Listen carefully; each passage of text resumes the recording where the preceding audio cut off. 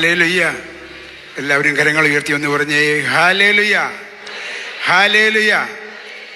പ്രിയപ്പെട്ടവരെ, വചനം ഇങ്ങനെ പറയുന്നു, ദൈവം എത്ര നല്ലവനെന്ന് രുചിച്ചറിയുക. ദൈവം എത്രയോ നല്ലവനെന്ന് രുചിച്ചറിയുക. Praise the Lord, hallelujah. ഞാൻ ജോൺ മരുത്തൂർ അച്ഛൻ്റെ അവസാന ശുശ്രൂഷയുടെ സമയത്ത് അച്ഛൻ ഒരു പാട്ട് പാടിപ്പിച്ചു. ആ പാട്ടിൻ്റെ ഈരടികളെ ഞാൻ പാടുകയാണ്. ഇന്നലെ ഞാനൊരു പ്രാർത്ഥനാ ശുശ്രൂഷയ്ക്ക് ഈ പാട്ട് ഞാൻ പാടിപ്പിച്ചു. അത് എൻ്റെ ഉള്ളിൽ നിന്ന് വന്ന ആ വിശ്വാസത്തിൻ്റെ ആഴങ്ങളിൽ കൊണ്ടാണ് ഞാൻ ആ പാട്ട് പാടിപ്പിച്ചത്. അത് ഇപ്രകാരമാ പാട്ടുകാരൻ പാടിയത്. കാണുന്നു ഞാൻ വിശ്വാസത്താൽ എൻ മുൻപിൽ ചെങ്കടൽ രണ്ടാകുന്നു, കാണാത്ത കാര്യങ്ങൾ കൺമുൻപിലെന്ന പോൽ വിശ്വസിച്ചിടുന്നു എൻ കർത്താവേ. കാണാത്ത കാര്യങ്ങൾ കൺമുൻപിലെന്ന പോൽ വിശ്വസിച്ചിടുന്നു എൻ കർത്താവേ. Hallelujah, hallelujah. കാണാത്ത കാര്യങ്ങൾ കൺമുൻപിലെന്ന പോൽ ഞാൻ വിശ്വസിച്ചു. Hallelujah, hallelujah. പ്രിയപ്പെട്ടവരെ, ഈ ടീച്ചറെ സിസ്റ്ററെ എന്നെ പരിചയപ്പെടുത്തി. എൻ്റെ പേര് ജോർജ് കുട്ടി എടത്തുവ. ഞാൻ ഏതാണ്ട് 30 വർഷം പരിശുദ്ധ അമ്മയുടെ തണലിൽ ശുശ്രൂഷ ചെയ്യുവാനുള്ള മഹാഭാഗ്യം കിട്ടി. ഞാൻ ചില ശാരീരിക അസ്വസ്ഥത കാരണം അച്ഛനോട് പറഞ്ഞ് ഞാൻ ഈ ശുശ്രൂഷയിൽ നിന്ന് വിരമിച്ച് നിൽക്കുകയാണ്. എന്നാലും പരിശുദ്ധ അമ്മ എപ്പോഴും എൻ്റെ മനസ്സിൽ കരുതിക്കൊണ്ട് നടക്കുന്ന ഒരു വ്യക്തിയാണ് ഞാൻ. ബഹുമാനപ്പെട്ട പ്രശാന്ത് അച്ഛന് എപ്പോഴും പറയും, IMS അമ്മേ, എൻ്റെ ആശ്രയമേ, ഈ പ്രാർത്ഥന നിങ്ങൾ ഉരുവിടണം തുടർച്ചയായിട്ട്. എൻ്റെ പ്രിയപ്പെട്ടവരെ, ഞാൻ എന്നും 2 കൊന്ത എന്ന് പറഞ്ഞാൽ 100 പ്രാവശ്യം IMS അമ്മേ എൻ്റെ ആശ്രയമേ എന്ന പ്രാർത്ഥന 2 പ്രാവശ്യം 2 കൊന്തയായിട്ട് ഞാൻ ചൊല്ലി തീർക്കും. Hallelujah, hallelujah, hallelujah. സങ്കീർത്തനം 23 ഇങ്ങനെ പറയുന്നു, കർത്താവാണ് എൻ്റെ ഇടയൻ, എനിക്കൊന്നിനും കുറവുണ്ടാകുകയില്ല. പച്ചയായ പുൽത്തകിടിയിൽ അവിടുന്ന് എനിക്ക് വിശ്രമം അരുളുന്നു. പ്രശാന്തമായ ജലാശയത്തിലേക്ക് അവിടുന്ന് എന്നെ നയിക്കുന്നു. മരണത്തിൻ്റെ നിഴൽ വീണ താഴ്വരയിലൂടെയാണ് നടക്കുന്നതെങ്കിലും അവിടുന്ന് കൂടെയുള്ളതിനാൽ ഞാൻ ഒന്നിനെയും ഭയപ്പെടുകയില്ല. Hallelujah, hallelujah. ഞാനിവിടെ സാക്ഷ്യത്തിലേക്ക് കയറിയാണ്. ഞാൻ സാക്ഷ്യം പറയുന്നത്, എനിക്ക് ദൈവം 51 വർഷം മുൻപ് ദാനമായി തന്ന എൻ്റെ ജീവിത പങ്കാളിക്ക് ദൈവം നൽകിയ വലിയ അത്ഭുതകരമായ ഒരു രോഗസൗഖ്യത്തെ പറ്റിയാണ്. Hallelujah, hallelujah.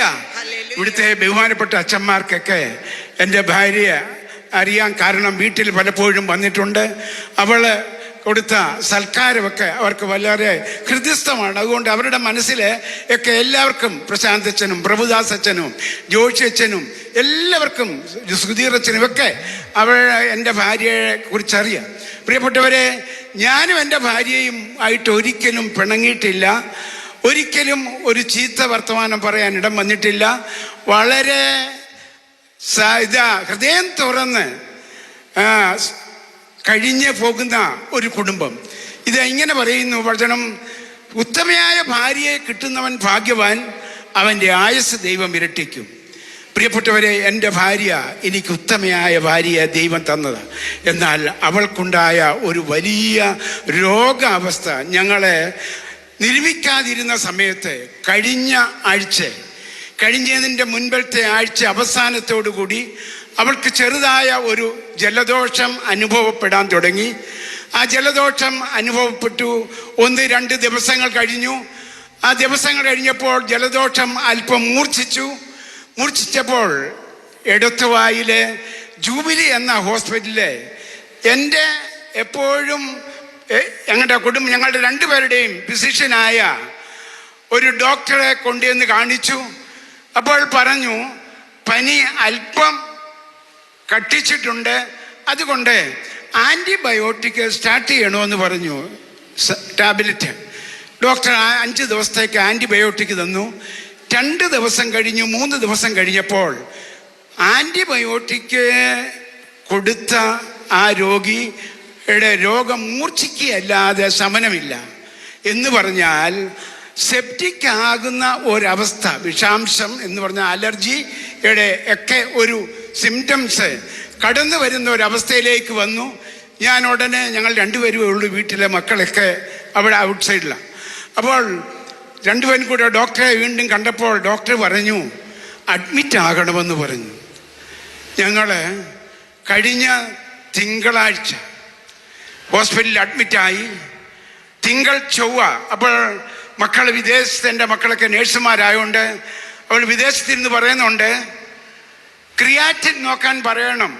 അപ്പം വാട്സപ്പിലൂടെ അമ്മയുടെ മുഖം മക്കൾക്ക് കാണിച്ചു കൊടുത്തപ്പോൾ അമ്മയുടെ മുഖം ഇങ്ങനെ വീങ്ങി വീങ്ങി വരുന്നു, കൺപോളയൊക്കെ തുടിച്ചു വരുന്നു, സംസാരത്തിൽ ഒരു പ്രസക് വരുന്നു. അപ്പോൾ ക്രിയാറ്റിൻ നോക്കണമെന്ന് ഡോക്ടറോട് പറയണം, ലാബിൽ കൊടുക്കാൻ പറയണം, സോഡിയത്തിൻ്റെ അളവ് നോക്കാൻ പറയണം, ഓക്സിജൻ്റെ അളവ് നോക്കാൻ പറയണം. ഞാനിത് ഹോസ്പിറ്റലിലെ റൂമിൽ കിടക്കുമ്പോൾ നേഴ്സുമാരോട് പറഞ്ഞപ്പോൾ അവിടെ അവർ പറഞ്ഞു, അച്ഛായ ഒരു കുഴപ്പവുമില്ല, ഇത് ആൻറ്റിക്ക് ഒരു കുഴപ്പവുമില്ല, ഒരു പേടിക്കാനൊന്നുമില്ല, ഒരു കുഴപ്പവുമില്ല. ഇങ്ങനെ പറഞ്ഞു. തിങ്കൾ ചൊവ്വ ബുധനാഴ്ച ആയപ്പോൾ ആളുടെ നിര അല്പം പരുങ്ങലിലാണോ എന്ന് എനിക്കൊരു സംശയം. കാരണം രാത്രിയിലെ ഞാനാണ് ബാത്റൂമിലൊക്കെ പിടിച്ചുകൊണ്ട് പോകുന്നത്. പരുങ്ങലിലാണോ എനിക്കൊരു സംശയം. അപ്പോൾ മക്കൾ രാവിലെ ഈ അമ്മയുടെ മുഖം കാണട്ടെന്ന് പറഞ്ഞ് കാണിച്ചപ്പോൾ അവരവിടെ കിടന്ന് ബഹളം വെച്ചു. നേഴ്സുമാരെ വിളിച്ചു, അവിടുത്തെ ഒരു സിസ്റ്ററിനെ വിളിച്ച് ഫയർ ചെയ്തു. അപ്പോൾ ഡോക്ടർ വാർഡ് സന്ദർശനത്തിൽ വന്നപ്പോൾ സിസ്റ്റർ പറഞ്ഞു, മക്കൾ ശടിക്കുന്നു, ക്രിയാറ്റിൻ നോക്കണം, സോഡിയം നോക്കണമെന്ന് പറയുന്നു, ചെസ്റ്റിൻ്റെ ഇൻഫെക്ഷൻ നോക്കണമെന്ന് അവർ പറയുന്നു എന്നൊക്കെ പറയുന്നു. അപ്പോൾ ഡോക്ടർക്ക് അത്ര രസിച്ചില്ലെന്ന് തോന്നുന്നു. അപ്പോൾ ലാബിൽ നിന്ന് നേഴ്സുമാരെ വിളിച്ച് ഡോക്ടർ ഇതെല്ലാം നിർദ്ദേശിക്കുന്നു. പ്രിയപ്പെട്ടവരെ, റിസൾട്ട് വന്നപ്പോൾ ഡോക്ടറുടെ കണ്ണുപോലും തള്ളിപ്പോയി. ഡോക്ടർ ഉടനെ നേഴ്സുമാരോട് പറഞ്ഞു, ആ ചൈനയെ വിളിച്ചോണ്ട് വാ. ഞാൻ ഡോക്ടറുടെ റൂമിലേക്ക് ചെന്നപ്പോൾ എന്നോട് പറഞ്ഞു, സംഗതി അല്പം പ്രശ്നമായിട്ടാണ്. ഇതാ ക്രിയാറ്റിൻ്റെ അളവ് 8% വന്നു, സോഡിയം 7.7, അതുപോലെ തന്നെ ഓക്സിജൻ്റെ അളവ് 5 കുറഞ്ഞു. ഈ അവസ്ഥയിൽ കിഡ്നി സ്റ്റക്കായിട്ടുണ്ടോ എന്നൊരു സംശയവും കൂടി എനിക്ക് ജനിക്കുന്നു. അതുകൊണ്ട് നെഫ്രോയുടെ ട്രീറ്റ്മെൻറ്റ് കിട്ടുന്ന, നെഫ്രോ സെക്ഷനുള്ള ഡോക്ടറുടെ ട്രീറ്റ്മെൻറ്റുള്ള ഹോസ്പിറ്റലിലേക്ക് അച്ഛൻ അമ്മച്ചയും കൊണ്ട് പോകണം. ഞാൻ പറഞ്ഞു, ഡോക്ടറെ ഇപ്പോഴെങ്കിലും പറഞ്ഞതിന് നന്ദി. ഞങ്ങൾ ഉടനെ എൻ്റെ മോള് ഞാൻ ഫോൺ ചെയ്ത് ചങ്ങനാശ്ശേരിയിൽ നിന്ന് വരുത്തി. അവൾ കാറേ വന്നു. ഞങ്ങൾ ഉടനെ ഡിസ്ചാർജ് എഴുതി മേടിച്ചുകൊണ്ട് ഡോക്ടർ കുറിപ്പ് തന്നു. ഇതും കൊണ്ട് നെഫ്രോയുടെ ചാർജുള്ള ഡോക്ടർ അവിടെ 3 പരിമല ഹോസ്പിറ്റലിലെ വിദഗ്ധരായ 3 ഡോക്ടർമാർ അവിടെ ഉണ്ട്. ഞാൻ എന്നോട് ചോദിച്ചു, എവിടെയാണ് പോകുന്നത്? ഞാൻ പറഞ്ഞു, ഞാൻ പരിമല ഹോസ്പിറ്റലിലെ. ആ കൊള്ളാം, അവിടെ നല്ല ട്രീറ്റ്മെൻറ്റ് കിട്ടും. ഞങ്ങൾ അവിടെ ചെന്നു. ഈ ലെറ്റർ കയ്യിൽ കൊടുത്തു. ഞാൻ കാര്യങ്ങൾ ചോദിച്ചു എന്നോട് മകളോടും. ഞങ്ങൾ കാര്യങ്ങളെല്ലാം പറഞ്ഞപ്പോൾ അവരെ ബ്ലഡിൻ്റെ റിസൾട്ട് കൂടെ കണ്ടപ്പോൾ അസിസ്റ്റൻ്റ് ഡോക്ടർമാർ പറഞ്ഞു, കിഡ്നി സ്റ്റക്കാകാനാണ് സാധ്യത. അതുപോലെ തന്നെ സോഡിയത്തിൻ്റെ അളവ് ഹൈ ആയിരിക്കുന്നു, ക്രിയാറ്റിൻ വർദ്ധിച്ചിരിക്കുന്നു, ഓക്സിജൻ്റെ അളവ് കുറഞ്ഞിരിക്കുന്നു. ഏതു നിമിഷം വേണേലും അറ്റാക്ക് ഉണ്ടാകാൻ സാധ്യതയുണ്ട്. അതുകൊണ്ട് പ്രാർത്ഥിച്ചിരുന്നോളുക. ഞങ്ങൾ ഉടനെ ഡയാലിസിസിന് കയറ്റുകയാണ്. നാളെ 9 മണി കഴിഞ്ഞ് ഡോക്ടർ വരുമ്പോൾ അതിൻ്റെ റിസൾട്ട് പറയാം. റിസൾട്ട് കിട്ടുമ്പോൾ ഞങ്ങൾ ബ്ലഡ് വീണ്ടും എടുത്ത് ഡയാലിസിസിൻ്റെ റിസൾട്ട് കൂടെ കിട്ടുമ്പോൾ സ്കാൻ ചെയ്ത് കഴിയുമ്പോൾ പറയാം ഞങ്ങളെ പ്രതീക്ഷയുണ്ടോ ഇല്ലയോ എന്ന്.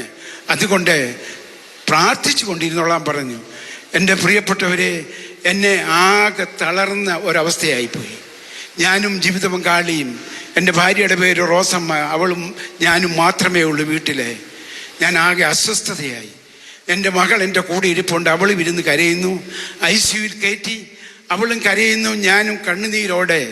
ഞാൻ മറ്റാരിലും മനുഷ്യനിൽ ആശ്രയം വെക്കാതെ ഞാൻ എൻ്റെ ദൈവത്തിൽ ആശ്രയം വെച്ചു. Hallelujah, hallelujah, hallelujah. ഞാൻ എൻ്റെ ദൈവത്തിൽ ആശ്രയം വെച്ചു. ഒപ്പം ദൈവത്തിൻ്റെ അമ്മയായ പരിശുദ്ധ മറിയത്ത്, അതെ, IMS അമ്മയിലും ഞാൻ അമ്മയും കൂട്ടുപിടിച്ചു. ഞാൻ അമ്മയോട് ഇങ്ങനെ പറഞ്ഞു, അമ്മേ, നിന്റെ തണലിൽ 30 വർഷം ഞാൻ വിശ്വസ്തയോടുകൂടി ഞാൻ നിനക്ക് വേണ്ടി ശുശ്രൂഷ ചെയ്തവനാ. നീ എന്നോട് കരുണ കാണിക്കണം, എൻ്റെ ജീവിത പങ്കാളിയോട് കരുണ കാണിക്കണം.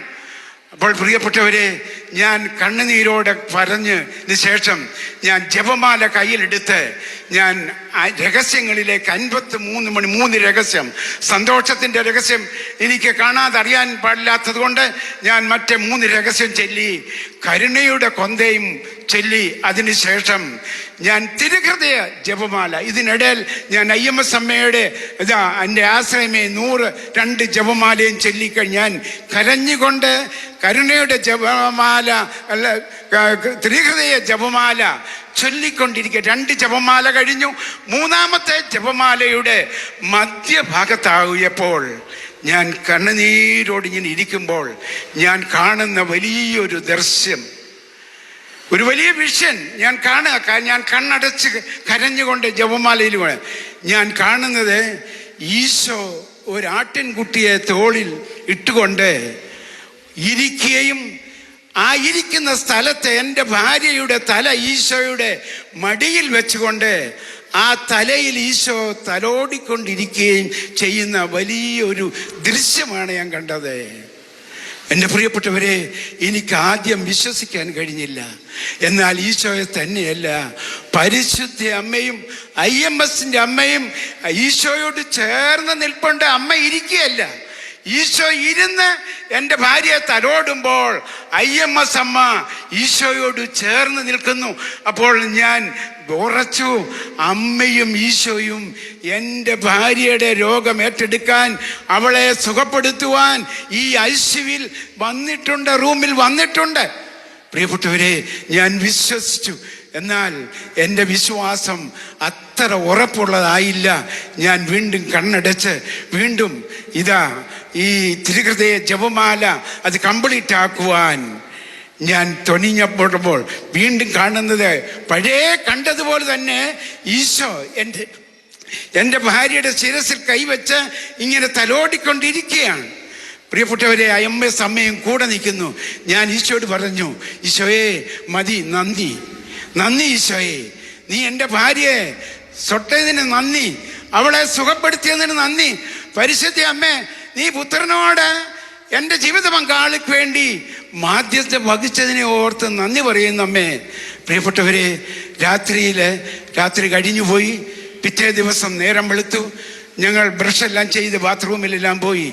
ഡോക്ടറുടെ റിസൾട്ട് അറിയാൻ ICUവിൻ്റെ പുറത്ത് ഞാനും മകളും കൂടി ഇരിക്കുമ്പോൾ 9 മണി സമയത്ത് ഡോക്ടറും അസിസ്റ്റന്റ് 2 ഡോക്ടർമാരും കൂടി ICUവിലേക്ക് കടന്നു വന്ന് അവർ നേരെ പോകുന്നത് എൻ്റെ ഭാര്യയുടെ ICUവിലെ ബെഡിൻ്റെ ഇരിക്കലേക്കാണ്.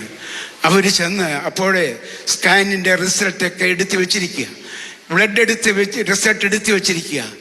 ഡോക്ടർ എൻ്റെ ഭാര്യയുടെ കൈക്ക് പിടിച്ചതിന് ശേഷം പുറത്തേക്ക് വന്ന് എൻ്റെ കൈക്ക് നേരെ പിടിച്ചിട്ട് എന്നോട് പറഞ്ഞു, ചായൻ ഭാഗ്യമുള്ളവനാ, ദൈവകൃപയുള്ളവനാ, വളരെ അത്ഭുതകരമായി ദൈവം ഇടപെട്ടിരിക്കുന്നു.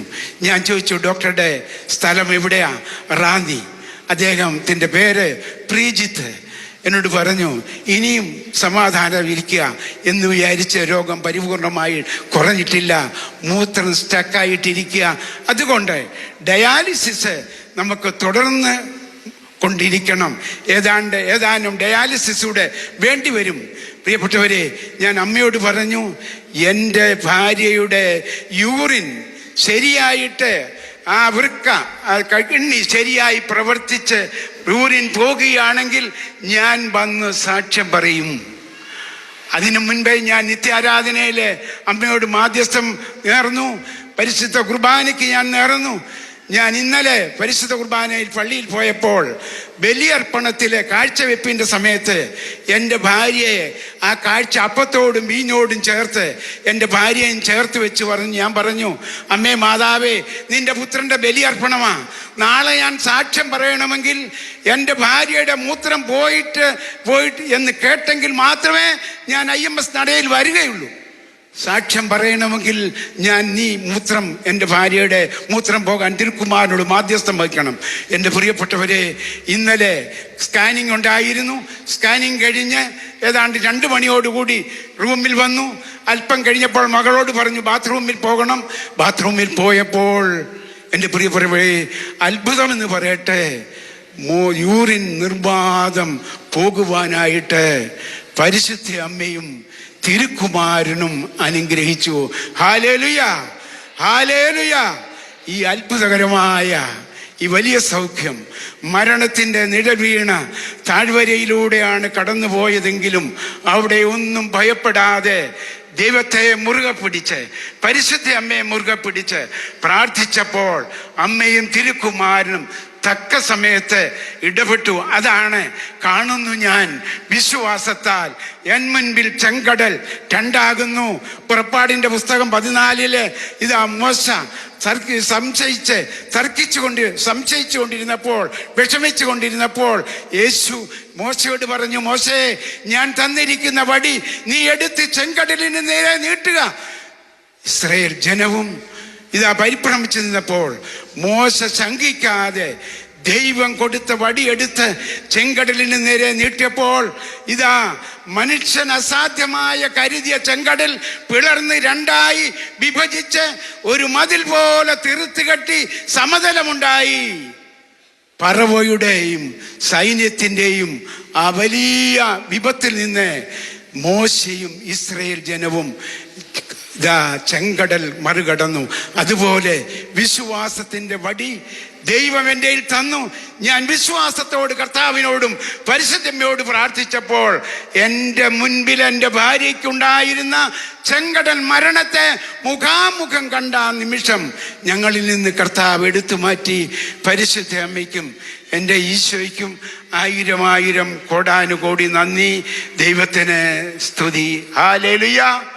കരങ്ങൾ ഉയർത്തി ഹല്ലേലൂയ, ഹല്ലേലൂയ, ഹല്ലേലൂയ.